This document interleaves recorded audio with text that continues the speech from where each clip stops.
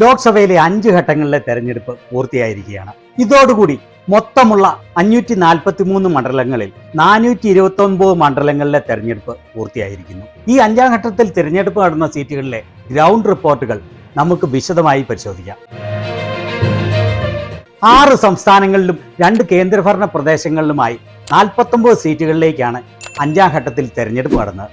2019 ഈ 49 മണ്ഡലങ്ങളിൽ 41 നേടിയത് NDA ആയിരുന്നു. എന്നാൽ ഈ 5ാം ഘട്ടത്തിൽ BJPക്കും NDAയ്ക്കും വലിയ തിരിച്ചടി ഉണ്ടാകുമെന്നാണ് ഗ്രൗണ്ട് റിപ്പോർട്ടുകൾ സൂചിപ്പിക്കുന്നത്. പ്രധാനമായി തിരിച്ചടി നേരിടുന്നത് മഹാരാഷ്ട്രയിലും ഉത്തർപ്രദേശിലുമാണ്. ഓരോ സംസ്ഥാനങ്ങളിലെയും നില പരിശോധിക്കാം. ജമ്മു കാശ്മീരിലെ തിരഞ്ഞെടുപ്പ് നടന്ന ബാരാമുള്ള സീറ്റിൽ നാഷണൽ കോൺഫറൻസിലെ ഒമർ അബ്ദുള്ള വിജയിക്കുമെന്ന് ഉറപ്പാണ്. അവിടെ മാറ്റമൊന്നുമില്ല. ലഡാക്കിൽ 2 ഏരിയയാണുള്ളത്.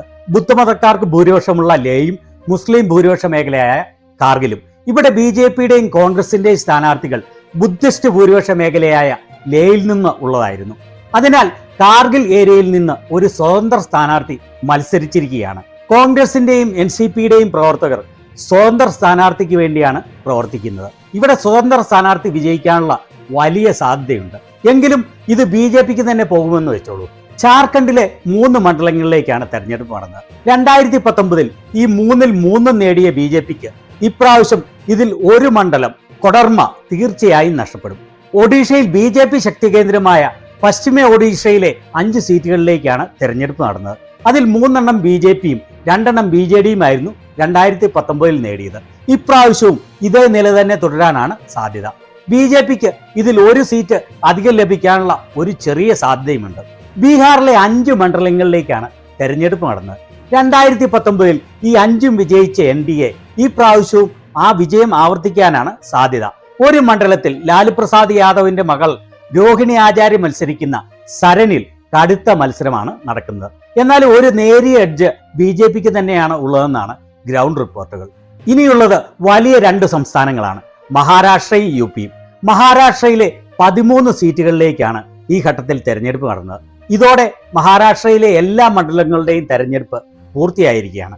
2019 ഈ 13 മണ്ഡലങ്ങളും നേടിയത് NDA ആയിരുന്നു.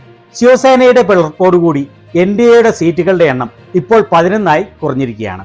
മുംബൈ, നാസിക്, താനെ എന്നീ പ്രദേശങ്ങളിലാണ് ഈ ഘട്ടങ്ങളിൽ തെരഞ്ഞെടുപ്പ് നടന്നത്. ഇതിൽ മുംബൈ ശിവസേനയുടെ ശക്തി കേന്ദ്രവും നാസിക് NCPയുടെ ശക്തി കേന്ദ്രവുമാണ്. 13 മണ്ഡലങ്ങളിൽ ഇന്ത്യ മുന്നണിയിൽ ഉദ്ധവിന്റെ ശിവസേന 8 സീറ്റുകളിലും കോൺഗ്രസ് 3 സീറ്റുകളിലും 2 സീറ്റിൽ NCPയും ആണ് മത്സരിക്കുന്നത്. ഈ 13 സീറ്റുകളിൽ 6 മുതൽ 7 വരെ സീറ്റുകൾ NDAയ്ക്ക് നഷ്ടമാകും എന്നുറപ്പാണ്. മിനിമം 6 സീറ്റുകൾ ഇന്ത്യ മുന്നണി ജയിക്കുമെന്ന് ഉറപ്പായിട്ടുണ്ട്. 5 എണ്ണത്തിൽ ശിവസേനയും 1 മണ്ഡലം കോൺഗ്രസും. കൂടാതെ 2 മണ്ഡലങ്ങളിൽ കടുത്ത മത്സരമാണ് നടക്കുന്നത്. മുംബൈ നോർത്ത് സെൻട്രലിൽ കോൺഗ്രസിന്റെ പ്രൊഫസർ വർഷ ഗെയ്ക്വാദ് കടുത്ത മത്സരമാണ് കാഴ്ചവെക്കുന്നത്. പിന്നെ ശരത് പവാറിന്റെ NCP മത്സരിക്കുന്ന ഭിവാണ്ടിയിലും കടുത്ത മത്സരം നടക്കുന്നു. ഉത്തർപ്രദേശിലെ 14 മണ്ഡലങ്ങളിലേക്കാണ് ഈ ഘട്ടത്തിൽ തെരഞ്ഞെടുപ്പ് നടന്നത്, അമേത്തിയും റായ്ബറേലിയും ഉൾപ്പെടെ. 2019 റായ്ബറേലി ഒഴിച്ചുള്ള 13 സീറ്റുകളും വിജയിച്ചത് BJP ആയിരുന്നു. എന്നാൽ ഇത്തവണ ഈ 14-ൽ 6 മുതൽ 7 വരെ സീറ്റുകൾ BJPക്ക് നഷ്ടമാകുമെന്ന് ഉറപ്പാണ്. അമേത്തിയിലും റായ്ബറേലിയിലും ബാരാബങ്കിയിലും കോൺഗ്രസ് അനായാസമായി വിജയിക്കുമെന്നാണ് റിപ്പോർട്ടുകൾ. അമേത്തിയിൽ സ്മൃതി ഇറാനി 50,000-നും 1,00,000-നും ഇടയിൽ വോട്ടുകൾക്ക് KL ശർമ്മയോട് പരാജയപ്പെടുമെന്നാണ് റിപ്പോർട്ടുകൾ. അതുപോലെ മറ്റ് 4 സീറ്റുകളിലും ഇന്ത്യ സഖ്യം വിജയം ഉറപ്പിക്കുന്നു എന്നാണ് റിപ്പോർട്ടുകൾ. പശ്ചിമ ബംഗാളിലെ 7 സീറ്റുകളിലേക്കാണ് ഈ ഘട്ടത്തിൽ തെരഞ്ഞെടുപ്പ് നടന്നത്. 2019 ഇതിൽ 4 സീറ്റുകളിൽ തൃണമൂൽ കോൺഗ്രസും 3 സീറ്റുകളിൽ BJPയുമായിരുന്നു വിജയിച്ചത്. ഇത്തവണ BJPയുടെ 2 സിറ്റിംഗ് സീറ്റുകൾ ഹൂഗ്ലിയും ബാരക്പൂറും തൃണമൂൽ കോൺഗ്രസ് പിടിച്ചെടുക്കും. അതുപോലെ തൃണമൂൽ കോൺഗ്രസിന്റെ 1 സീറ്റ് ആരംഭാഗ് BJPയും പിടിച്ചെടുക്കുന്ന സാഹചര്യമാണുള്ളത്. അങ്ങനെ വരുമ്പോൾ ഇവിടെ തൃണമൂൽ കോൺഗ്രസിന് 5 സീറ്റുകളും BJPക്ക് 2 സീറ്റുകളിൽ ലഭിക്കാനാണ് സാധ്യത. BJPക്ക് നെറ്റ് നഷ്ടം 1 സീറ്റ്. മൊത്തം നോക്കുമ്പോൾ മഹാരാഷ്ട്രയിൽ നിന്ന് NDAയ്ക്ക് 6 മുതൽ 7 വരെ സീറ്റ് നഷ്ടം, ഉത്തർപ്രദേശിൽ നിന്ന് 6 മുതൽ 7 വരെ സീറ്റ് നഷ്ടം, പശ്ചിമ ബംഗാളിൽ 1 സീറ്റിന്റെ നഷ്ടം, ജാർഖണ്ഡിൽ 1 സീറ്റിന്റെ നഷ്ടം, ഒറീസയിൽ ഒരുപക്ഷെ 1 സീറ്റിന്റെ നേട്ടവും.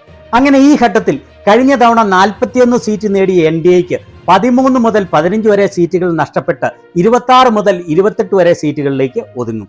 കടുത്ത മത്സരം നടക്കുന്ന ചില സീറ്റുകളിൽ ഇന്ത്യ മുന്നണിക്ക് വിജയിക്കാനായാൽ 18 വരെ സീറ്റുകളുടെ നഷ്ടം NDAക്ക് ഉണ്ടാവാനാണ് എല്ലാ സാധ്യതയും.